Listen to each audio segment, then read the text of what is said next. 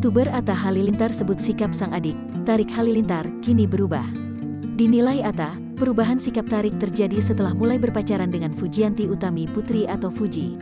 Hal itu disampaikan dalam program Rumpi yang tayang kembali di YouTube Trans TV Official pada Kamis, tanggal 10 Februari tahun 2022. Setelah berpacaran dengan adik ipar mendiang Vanessa Angel, Tarik disebut kerap tidak ada di rumahnya. Pasalnya, Tarik dulu disebut lebih sering menghabiskan waktu bersama sang kakak. Bahkan, menurut Atta, Tarik kerap pulang tidak tepat waktu seperti dulu.